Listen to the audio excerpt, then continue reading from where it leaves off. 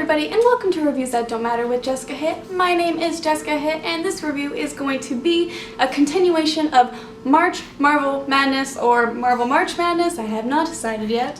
Today we are doing Iron Man 2. Basically, if you don't know, I am doing all of the Marvel movies of the MCU and even doing Spider-Man and some X-Men movies. When I run out of MCU movies for the whole month of March, Monday through Friday, you'll be getting new videos. I'm very excited. I love the MCU. I've seen most of them. There might be one movie that I have not seen off of this, which is still crazy to me that I haven't seen it. And that's it. Okay, so Iron Man 2, I really like this movie. I know a lot of people aren't very high on it. This is my favorite of the Iron Man trilogy, personally.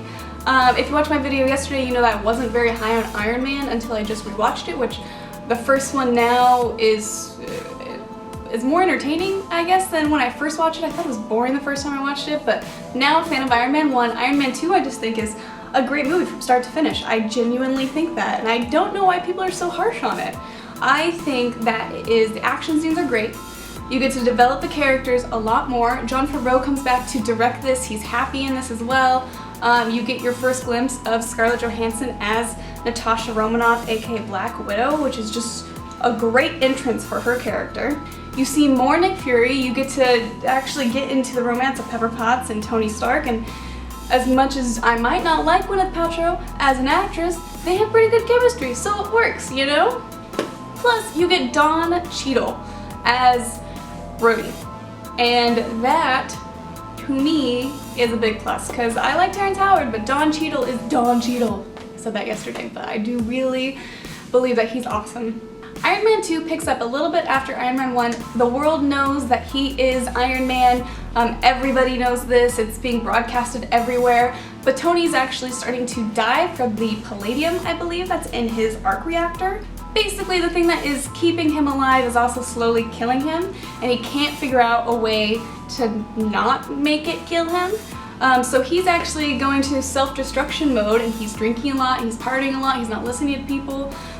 He is basically, especially for his party that he believes is his last party, he has this big soiree, he's walking around drinking in the Iron Man suit, and then of course there's that great fight between him and Don Cheadle, who finally puts on the War Machine thing, and they fight, and it's fantastic. And then it leads into that great scene of him and Nick Fury talking in the donut shop, I believe it is, and Natasha Romanoff comes and appears, and Tony learns that she's actually an agent for S.H.I.E.L.D. And that scene kind of services the fans. You know, they get to see something a little bit more with the Avengers Initiative and all that kind of stuff, but also it does kick Tony's butt into gear in trying to figure out how to save himself. All while this is happening, he has Whiplash, played by Mickey Rourke, who is the son of a nuclear physicist or some, I don't know. His dad worked with Tony's dad.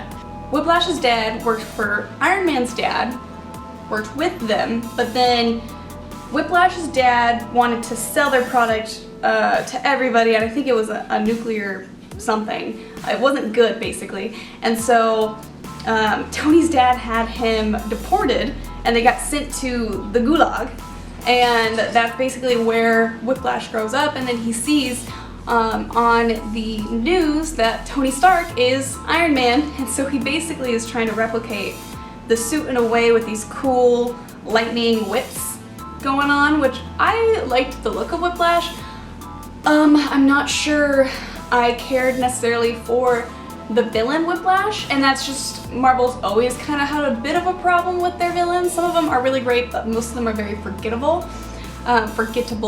But I do love the action scenes with them, like when Whiplash first announces himself at the Monaco race scene that Tony is in. He's racing a car. That whole fight was really cool. I liked the effects that they used. I thought it was nice and suspenseful, and I also liked the fact that it was, Whiplash's whole point was to serve the fact that Iron Man is not perfect and he can be defeated. And then he basically, Tony's business rival, who also does tech and weapons and stuff like that, he fakes a suicide for Whiplash in prison, so that way he can work for him to develop things, and then Whiplash kind of takes all of the things that he's developing to make it kill Tony Stark or wreak havoc or something. And that's basically the plot of the story. What's really great is once Tony's, not dying and he's got his shit together, they have that really great scene with him and War Machine, who his suit has been taken over by Whiplash and he's attacking him. And then Agent Romanoff comes in and reboots it, and then they get to fight all of those drones, which I really liked. And then of course Whiplash comes in and that fight's over really quickly. Because you can't really win in a fight against War Machine and Iron Man. They're awesome.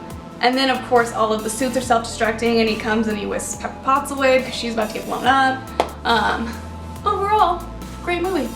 I really do enjoy this movie. I think it's one of my top ones in the MCU, which surprises probably a lot of people because I know it's not popular, still don't know why. Please tell me also, if you don't like this movie or if you don't think it's the most cohesive or something, put it down in the comments. I want to know your guys' opinion on this. Or if you do actually like it and you don't understand why people don't like it, put that in the comments too. Put whatever you want in the comics. Why do I keep saying comics? Comments. Rotten Tomatoes gives us, I believe, a 74% or something like that. I give it probably a B+ or an A-. I find it so entertaining, really high up there. I hope you guys like this video. If you did, give it a thumbs up. Also subscribe so that way you don't miss any of my March Marvel Madness videos that are coming out all through March. I will be doing all of MCU, so please stay tuned for that.